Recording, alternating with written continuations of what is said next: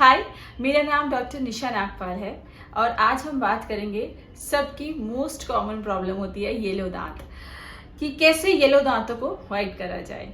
तो आज हम यहीं पर इसी टॉपिक पे बात करेंगे। हम जानेंगे कि कैसे आप अपने येलो दांत को वाइट कर सकते हैं, वन शेड ब्राइटर कर सकते हैं ब्लीचिंग की प्रोसीजर से। जी हाँ, ये एक प्रोसीजर होता है जो हम डेंटल ऑफिस में करते हैं।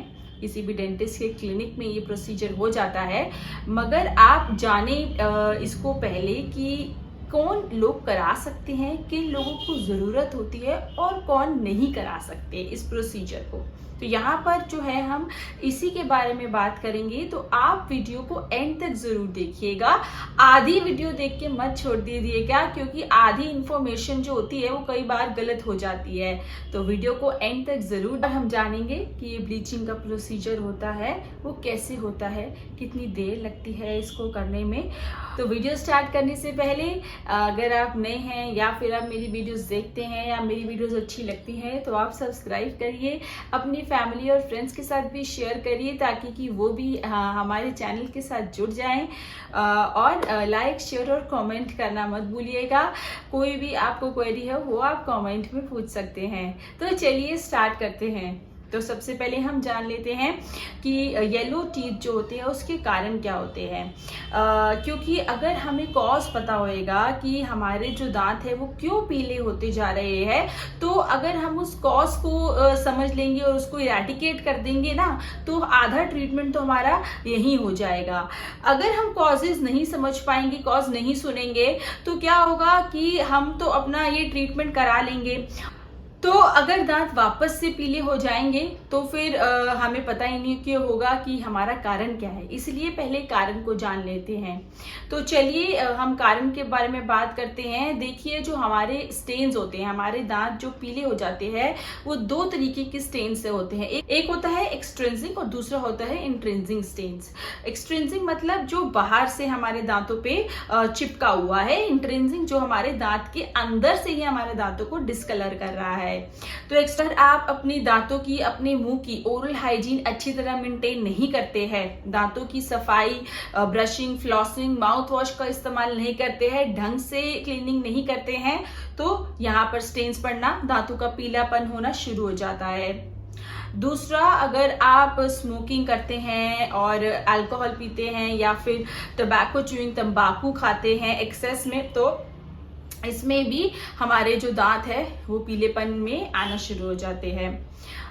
तीसरी हम बात करेंगे, अगर आप चाय, कॉफ़ी, कोलाज जो होती हैं ये इनका जो है आप बहुत ज़्यादा दिन भर में लेते हैं। फोर्थ वन, इंडियन फूड में बहुत सारे मसाले, टर्मरिक का इस्तेमाल होता है, हल्दी का इस्तेमाल होता है, तो ये भी कहीं ना कहीं हमारे दांतों पे जो है धीरे धीरे स्टेन छोड़ जाते हैं। अब हम इंट्रिंसिक स्टेन्स, मतलब जो हमारे दांत के अंदर से ही जो है वो स्टेन्स आ गए हैं, हमारा दांत क्यों डिस्कलर लग रहा है।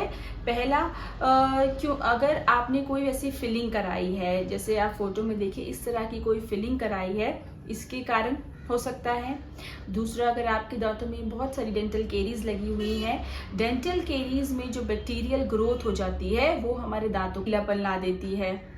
तीसरा, अगर आपको कोई दांत में इंजरी हुई है, कोई ट्रॉमा हुआ है, क्योंकि अगर आप कहीं गिर गए हैं, एक्सीडेंट में कुछ हुआ है, आपके दांत पे चोट लगी है, उसके कारण अगर हमारे दांत में पल्प नेक्रोसिस हो गया है, क्योंकि हमारे दांतों में 3 तरह की लेयर होती है, इनामल, डेंटिन, पल्प। अगर पल्प में नेक्रोसिस हो गया है, वो भी हमारे दांतों में नेक्रोसिस के कारण हमारा दांत ब्लूइश ब्लैकिश कलर का दिखने लगता है। एंड फोर्थ वन, अगर हमारा दांत जो है घिस गए हैं, हमारे दांत घिसने के कारण हमारी जो पहली लेयर होती है दांतों की इनामल, उसके हटने के कारण हमारी सेकंड लेयर डेंटिन दिखना शुरू हो जाती है, जो कि येलो कलर की होती है।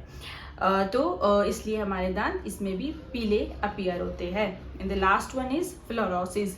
जी हाँ, अगर आपके दांत कुछ इस तरह से है, सफ़ेद धब्बे पड़ना चालू हो जाते हैं, पीले पीले धब्बे दांतों में आ गए हैं, इसको फ्लोरोसिस बोलते हैं। ये हमारे होते हैं, अगर ये हमारे बचपन से ही दांतों में लोगों के डेवलप हो जाते हैं। जो लोग जो है जिनके पानी में फ्लोराइड की मात्रा बहुत ज़्यादा होती है, तो उनके दांत कुछ इस तरह से हो जाते हैं। तो यहाँ पे हम ट्रीटमेंट समझेंगे और उसके बाद समझेंगे कि कौन से लोग इसको नहीं भी करा सकते हैं, जिनको इस प्रोसीजर को नहीं करवाना चाहिए। तो पहले प्रोसीजर समझ लेते हैं। देखिए, जो ब्लीचिंग का प्रोसीजर होता है उसमें सबसे पहले जो होता है, हम जिंजाइवल बैरियर को लगा देते हैं।